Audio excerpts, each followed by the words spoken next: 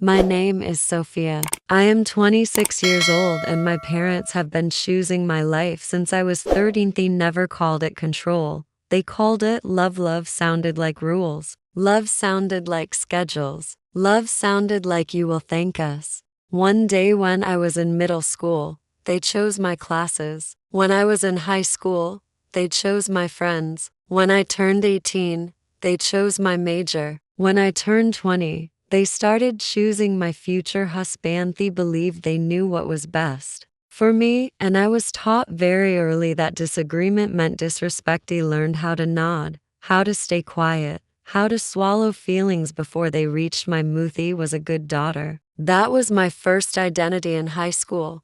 I had my first boyfriend. His name was Daniel. He was kind and quiet and ordinary. That was enough for me. But it was never enough for them. They said he would distract me. They said love was a weakness. They said boys like him ruin girls like Methy. Took my phone. They changed my school schedule. They told his parents to keep him away from my cried for weeks. Then I stopped. That was the first time I learned how to let go without closure, how to bury feelings without a funeral. After that, I didn't date. I focused on becoming who they wanted. Perfect grades, perfect resume, perfect obedience. From the outside, my life looked successful. From the inside, it felt borrowed. By the time I graduated college, they started introducing me to men, doctors, engineers, men with titles instead of warmth. They asked me what I thought, but the question was never real. Whenever I hesitated,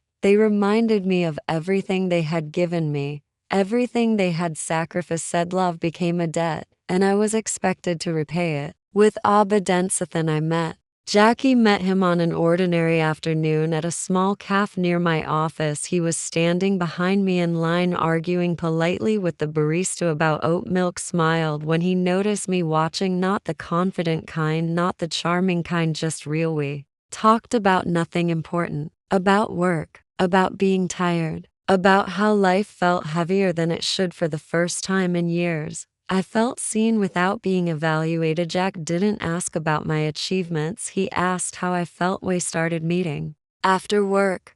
Coffee turned into dinners. Dinners turned into long walks with Jack. I didn't feel like a project, I felt like a person. He wasn't rich, he wasn't impressive on paper. He worked hard, he cared deeply, he listened. Everything my parents said didn't matter. When I finally told them about him, their reaction was immediate. They didn't ask his name, they asked his income. They didn't ask how he treated me, they asked what future he could provide. They said he wasn't suitable. They said I was throwing my life away. They said I was repeating my teenage mistake. They gave me an ultimatum: end it or lose. Their support for the first time in my life. I didn't answer immediate. BackThis for the first time. Walking away didn't feel like survival, it felt like death. That night, looked at myself in the mirror, and I realized something terrifying. I had spent my entire life living for their approval, and I had no idea who I was without it. But I knew one thing: if I walked away from Jack, I would never forgive myself. Fan, that was the moment I chose love, not blindly, not recklessly, choosing, knowing the cost and deciding it was worth paying. After I told them I would not end it with Jack, the house became quiet, not peaceful. Quiet, strategic. Quiet. My mother stopped asking about my day. My father stopped looking at me during dinner. Silence was their favorite weapon. They had used it on me since I was a child. When I didn't get perfect grades, when I questioned their decisions, when I wanted something they didn't approve of. Silence always meant disappointment, and disappointment always meant punishment. A week later, they called me into the living room. He sat on the same couch where I had once been lectured about curfews and college choices. I already knew this conversation was not about discussion. My father spoke first. He said Jack was not welcome in our home. He said I was embarrassing the family. He said love without status was irresponsibility. Mother followed. She said she hadn't raised me to choose struggle. She said women like me only get one chance to marry well. She said Jack would leave me when things became difficult. He spoke calmly, as if they were stating facts, as if my feelings were irrelevant. Datathan they told me the consequence that they would stop paying my rent. They would stop helping with expenses. They would withdraw every form of support they had ever given. Methy said this was not punishment. They said this was reality. Nodded. That was my instinct. Nod and survive, but something in me didn't collapse the way it used to that night. I told Jack everything. I expected him to get angry. I expected him to feel insulted. I expected him to ask me to choose. He didn't listen. He held my hands and he said something no one had ever said to me before. I don't want you to lose your family because of me, but I don't want to be the reason you lose yourself either. There was no pressure in his voice, no guilt, no manipulation, just truth. For the first time I realized how different love could feel. The next few weeks were unbearable. My parents increased their control. They checked where I went. They questioned who I met. They reminded me daily that Jack was temporary and they were permanent. They invited men over without telling me, men with good careers and polite smiles, men who looked at me like an investment. I sat through dinners where my future was discussed like a business deal. I smiled. I answered questions. I felt myself disappearing. Jack noticed the change before I admitted. You're shrinking, he said one night. That sentence stayed with me. Had been shrinking my entire life, making myself smaller so others could feel secure. One evening after another forced family dinner, my mother told me she had already spoken to a man's parents. She told me a meeting was scheduled. She told me this was happening whether I agreed or not. Something broke, not loudly, not dramatically. Liquidy went to my room, packed a bag, and stared at my reflection. He looked like a woman who had everything but felt like a prisoner. Left that night. He didn't argue. I didn't explain. I didn't cry. Sent one message: need space. I will contact you when I'm ready. Walked out of the house where I had been shaped, controlled, protected, and suffocated. Was waiting outside. Who didn't celebrate. We didn't pretend this was romantic. Both knew what this meant. No safety net, no approval, no turning back. He moved into his small apartment, shared a closet, shared a future that wasn't guaranteed. Money became real. Fear became real. Responsibility became real. But for the first time, my choices were mine. Some nights I lay awake wondering if my parents were right, wondering if love was enough. Jack worked long hours. I took extra shifts. We argued about small things: money, time, exhaustion. This wasn't a fairy tale, but it was constant. Honesty felt heavier than obedience, but also clear. Night after a long day, Jack looked at me and said, "We don't need to prove anything to them, but I want to build something they can't deny." That was the moment this stopped being about rebellion and became about purpose. Living without my parents' support felt different than I imagined. There was no dramatic fall, no moment where everything collapsed at unseen. Instead, life became heavy in small ways. Daily Wacy learned the price of groceries, the cost of utilities, the exhaustion of counting every dollar before spending it. Jack's apartment was small, the walls were thin, the future felt even thinner. He took a second job, early mornings, late nights. Jack worked overtime, came home tired, sometimes silent. Love didn't disappear, but it changed. It became practical, measured in shared meals, in unspoken understanding, in holding each other when words ran out. Me parents didn't call at first. I checked my phone constantly, waiting for anger, waiting for threats, waiting for something. Nothing. Camathir silence hurt more than confrontation. We's turned into months. He heard from relatives instead. Carefully worded messages, disguised warnings. They say, "Your parents are worried. They say you're making a mistake. They say you regret this." He stopped responding. Jack tried to be strong, but I could see the weight on him. His parents' words had planted seeds, quiet doubt. Some nights I caught him staring at the ceiling, thinking. He never asked what he was thinking because I was afraid of the answer. On evening, we were invited to a gathering. Friends of friends, people with polished lives. Somion asked what Jack did for work. The question sounded harmless, but the tone wasn't. When he answered, I saw the shift. Smiles tightened. Interest faded. Samin joked about ambition. Another commented on stability. I laughed politely, but inside something burned. That night, Jack apologized for embarrassing method. Was when I realized how deeply this had gotten into him. He told him I wasn't embarrassed, But words don't erase wounds. Doubts followed us home. Arguments became sharper, not louder, just colder. Ryu could do better, he said. Ansei knew he meant I could choose safety, not another man, but the meaning hurt all the same. I started questioning myself. Was I selfish? Was I naive? Had my parents been right? Love didn't feel heroic anymore. It felt like resistance. Then something unexpected happened. Jack lost his job. No scandal, no failure, budget cuts, corporate decisions. A polite melee. Watched him read it, watched his shoulders drop, watched him try to smile. We sat in silence. Sophia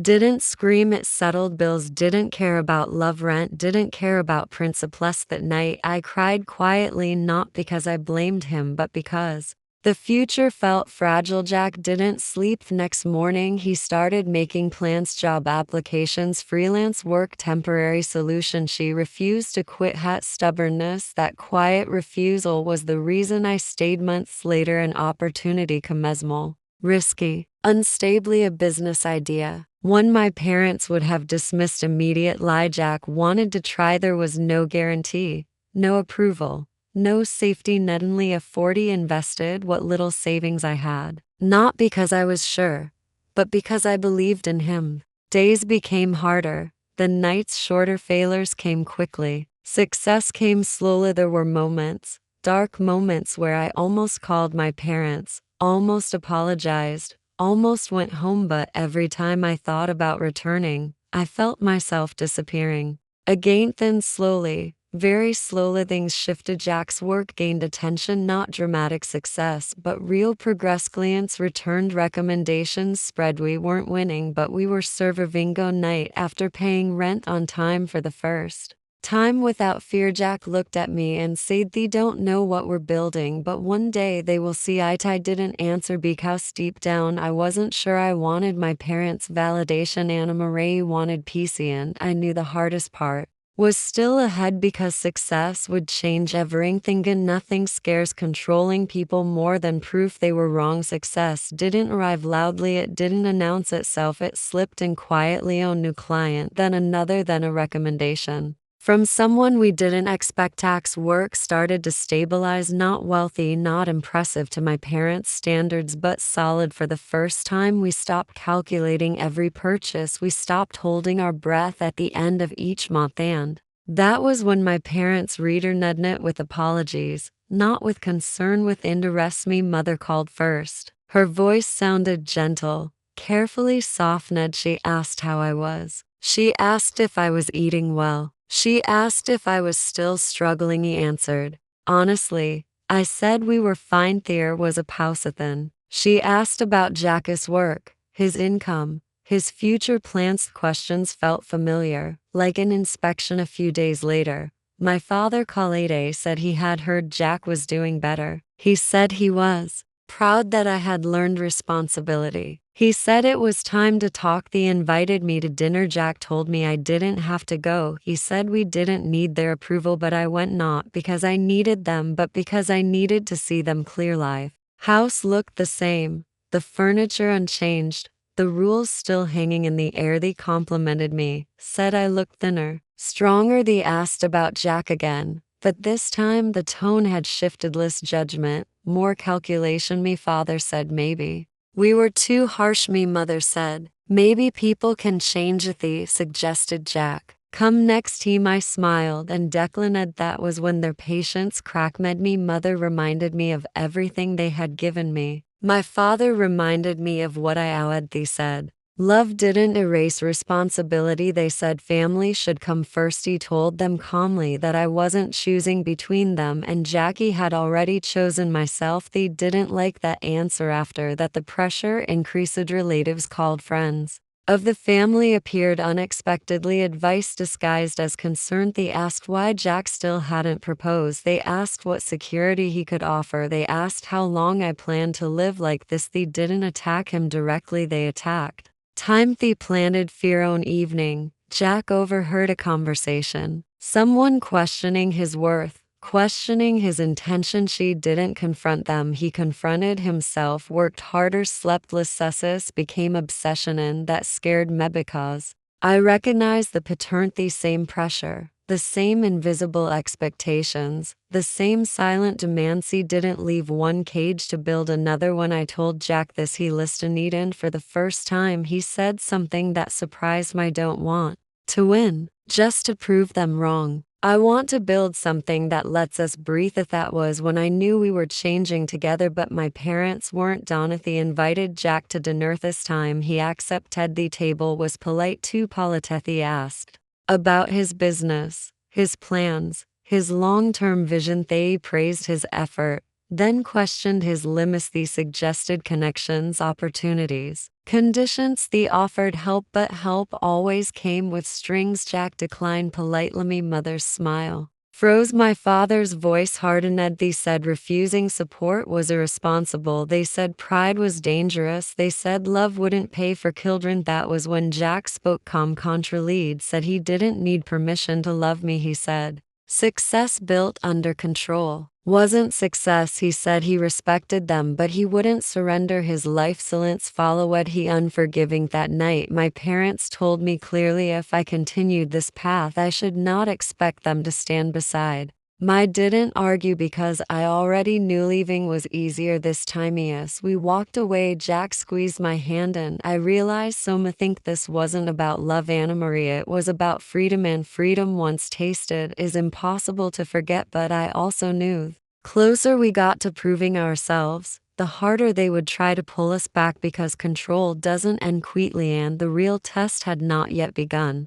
The first real success didn't feel like celebration, it felt like relief. Jack signed a contract, not huge, not glamorous, but stable, long-term enough to stop fearing every month. We didn't tell anyone at first. We waited as if success could disappear if spoken aloud. When the money came in, when the numbers finally made sense, Jack sat on the edge of the bed staring at his phone. He didn't smile, he looked exhausted. This was the cost. No one talks about the cost of building something without permission. Word spread anyway. It always does. Me parents found out through someone else. They always did. This time they didn't. Calvi showed up standing outside our apartment, unannounced, uninvited. Me mother looked around the building, the street, the neighbors. Sure face said everything. Me father spoke. First, he congratulated Jack. He said he was impressed. Then he said now it's time to be realistic. They invited us to sit. They talked about security, marriage, children, reputation. They said success was fragile. They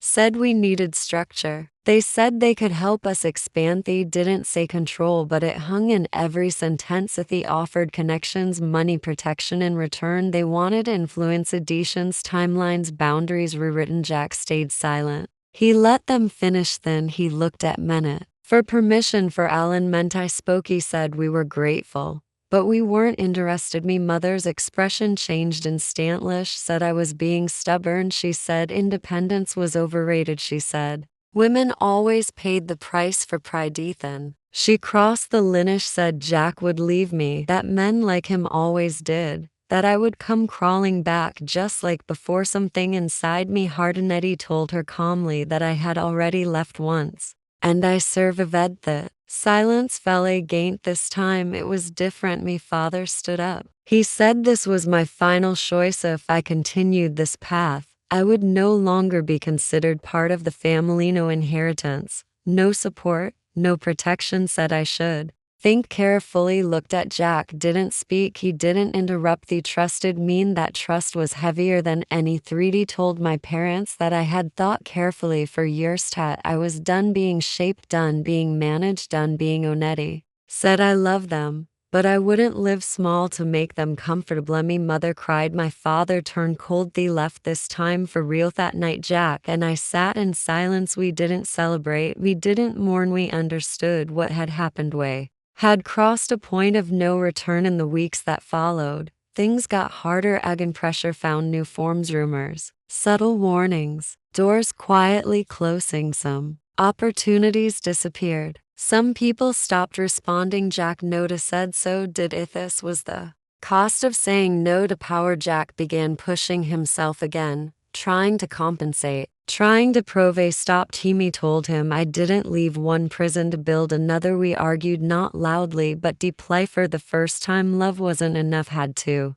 Decide what kind of life we wanted, one built on constant resistance or one built on our own terms. That night, Jack asked me a question: if this never gets easier, will you still stay? Answered without hesitation. BackThis ease was never promised, but honesty wasn't. I would choose honesty even if it meant walking alone. Jack didn't answer immediately, but when he did, he said, "Then let's stop proving and start living." That was when everything shifted, not externally, internally. Stopped chasing validation, stopped reacting, focused on building quietly, carefully, and that terrified my parents more than rebellion ever did, because silence combined with success is something control cannot survive. And I knew they weren't finished yet. The last attack didn't come loudly, it came politely, professionally, legally. Jack received an email from a company he had been negotiating with, a contract we were counting on. They thanked him for his time, then withdrew. No explanation, no discussion. Same thing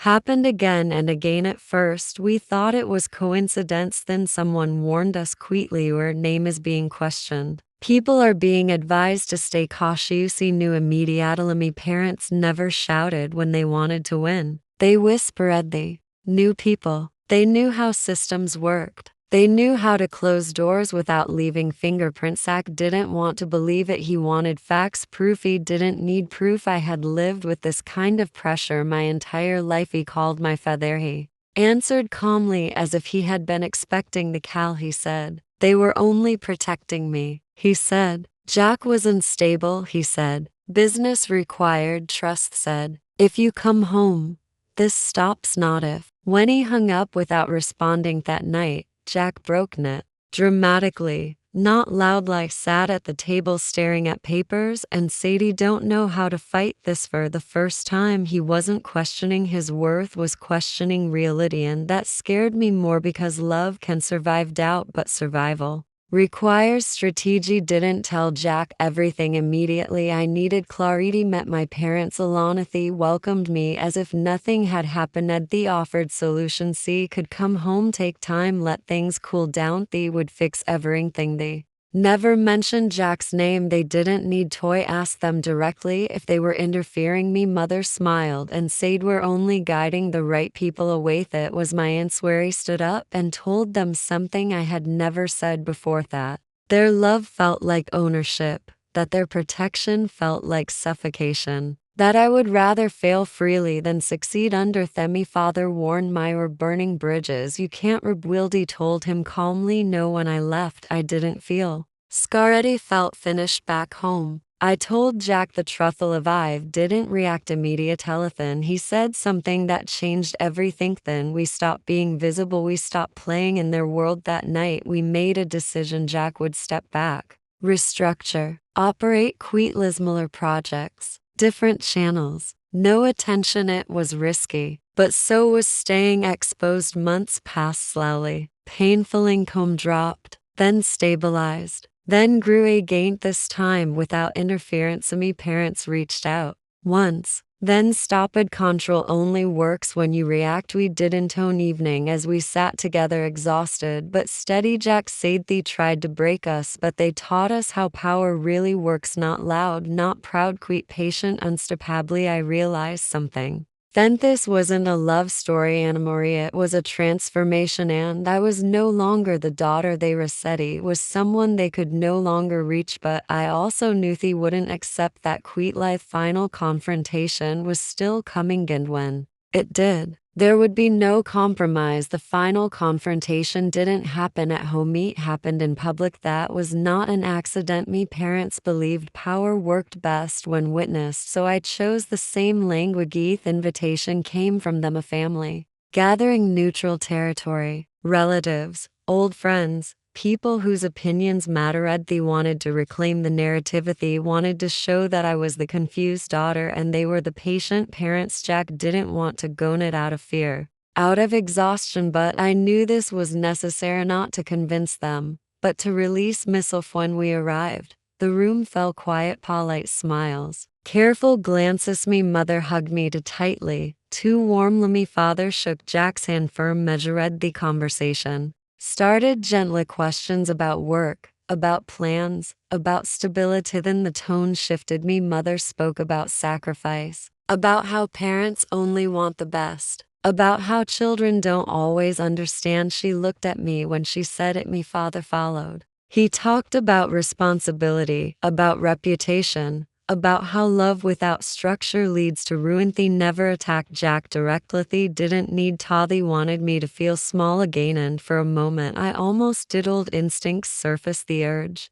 to explain, to soften, to apologize, but I still petty realized something. In that moment they weren't afraid of Jack, they were afraid of what I had become. So I spoke, not loudly, not emotionally. Clary said they had controlled my life since I was a teenager, that they had confused obedience with love, that every decision I made had been filtered through their first room. Went Selene said, meeting Jack didn't ruin my life, it revealed it. I said they hadn't lost me because of him, they lost me because they refused to see me as an adult. Me mother tried to interrupt. He didn't let. Harry said their support had always come with conditions, that their protection felt like a contract, and that I was done paying. He said something else, then something I hadn't. Planetti said, you didn't raise me to be strong, you raised me to be manageable. That was when my father's face changed. Jack spoke then, it defensively, not angrily. I said he didn't need their approval. He said success built under pressure collapses. He said he loved me enough to let me choose freely. I said that freedom was the only thing worth proving. Me parents didn't respond. They didn't argue. They dismissed it. They said I was emotional, that I would understand one day, that life would teach. I nodded and smiled because they were right about one thing. Life had taught me just not the lesson they wanted. He stood up, thanked everyone for listening, and left. Jack followed. No one stopped us outside. The air felt lighter, not because I had won, but because I was finished. He knew they would never admit fault, never apologize, never change, and that was Finney didn't need closure from people who never listened. That night Jack and I talked for Horsenet, about them, about us. We talked about what we wanted, where we were going, what kind of family we would build. Only without fear, one without ownership, one without silent threats disguised as love. He didn't feel angry, felt clean for the first time. My past no longer reached for Mebute. One question remained cowled.